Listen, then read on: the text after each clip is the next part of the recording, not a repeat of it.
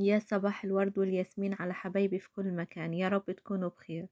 النهاردة هنعمل العيش البلدي بتاع الأفران في البيت، وهيطلع معانا أحلى من في الأفران نفسها. أتمنى الفيديو يعجبكم، واللي يعجبه الفيديو ياريت ما ينساش يضغط لايك ويسيب كومنت.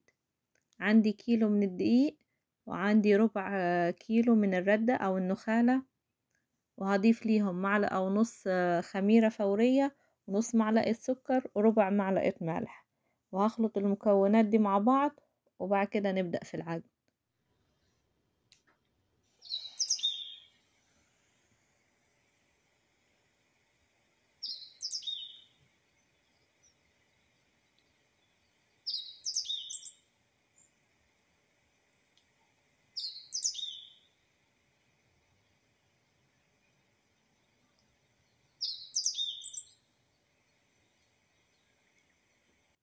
بعد ما خلطت المواد الجافة مع بعض، هنزل بمية دافية شوية عشان الجو شتا، وهعجن الدقيق كويس خالص. بالنسبة للدقيق بتاعنا، علشان حاطين له ردة، فالعجينة مش هتبقى لاينة معانا، هتكون ماسكة شوية ونحسها خشنة في ايدنا احنا وبنعجنها. فده نورمال يعني، عادي مفيش اي مشكلة. فما نحاولش نزود في المية علشان العيش ما يسحش معانا بعدين، بما ان احنا حاطين ردة في العجن نفسه.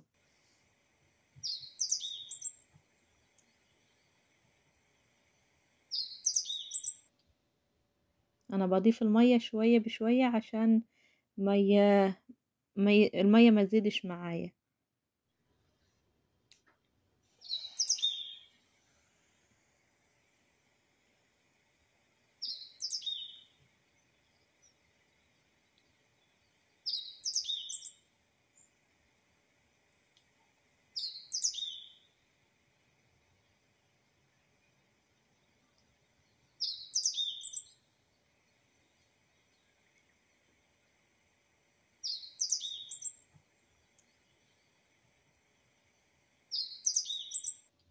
ده القوام المطلوب، عشان هي فيها ردة، هي طرية انف بس عشان فيها ردة.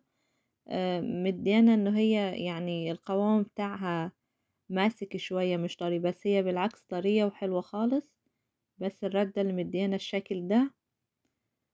هسيبهم يختمروا ساعة، ونرجع نفردهم بعد الساعة.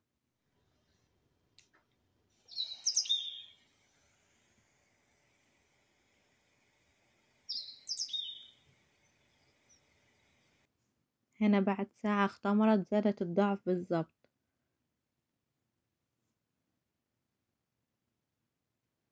طبعا انا هفرد على ردة. هقسم العيش بتاعي ل22 قطعة.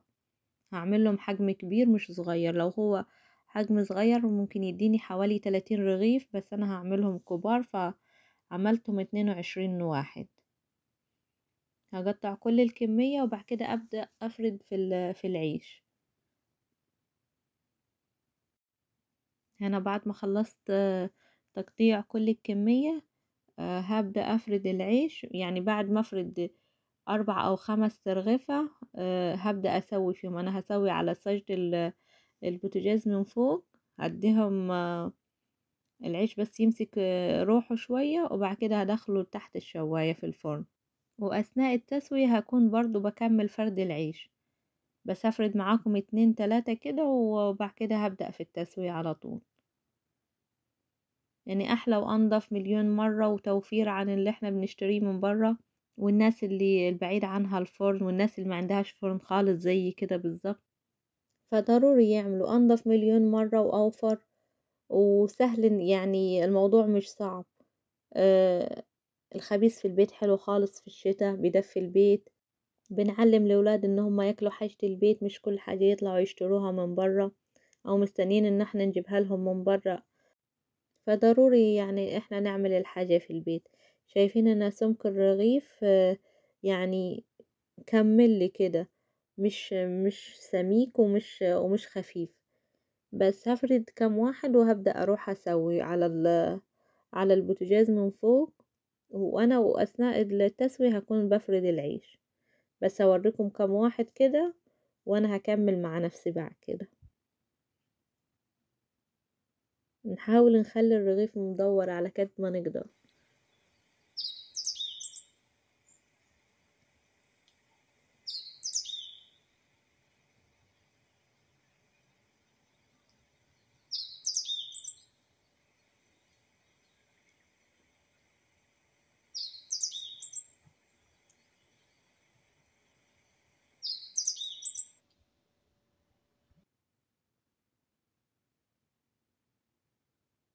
هنا شغلت الصاجة على عين البوتاجاز دي تبع البوتاجاز نفسه، فانا مسخناها من حوالي دقيقتين، وفي نفس الوقت ان انا مشغلة الشواية في الفرن. بس هنا حطيت الرغيف وبس يبدأ يمسك روحه، وراح قلبها على الناحية التانية ل30 ثانية، وبعد كده هنزل بيه تحت الشواية. انا طبعا حاطة الصينية في الفرن عشان تسخن مع الفرن نفسها.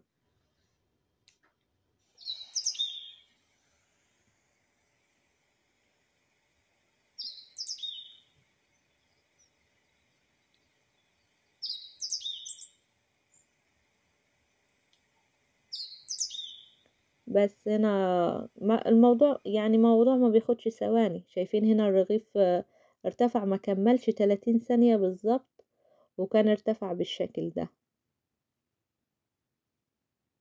نشكر ربنا ما فيش رغيف واحد ما نفخش بالشكل ده، كل ال22 رغيف نفخوا بالشكل ده. هنا ده الرغيف اللي انا حطيته على طول بعد ما شلت الرغيف الاولاني. مسافة ما بصيت على الرغيف ده كان ده على طول جلبته، هنزل بيه على تحت الشواية على طول. وادي نمبر 2. هنا رقم 2. ادي كل الكمية بعد ما خلصنا كل العيش. شايفين منظرهم وحلاوتهم؟ يعني ولا تقولوا لي برا ولا جوا، ما فيش بعد كده حلاوة. اتمنى الكل يجربها، بصراحة مش هتندموا. تحفة، والطعم ملهوش حل بأمانة، ما يفرقش عن اي حاجة عن برا. يا ريت الكل يجربها، واللي يجربها يعرفني ويكتب لي في الكومنتات. بألف هنا وشفا يا رب على كل اللي أكل. و... وأتمنى يعني تعيشوا اللحظة دي انتوا بتخبزوا العيش في البيت. أه... حاجات مفرحة خالص، وانتي ومستنية الأولاد مستنيين انك تديهم العيش وكده. لا، حاجات حلوة. بس أتمنى انكم تجربوها، واشوفكم في فيديو جديد ان شاء الله. See you. باي باي.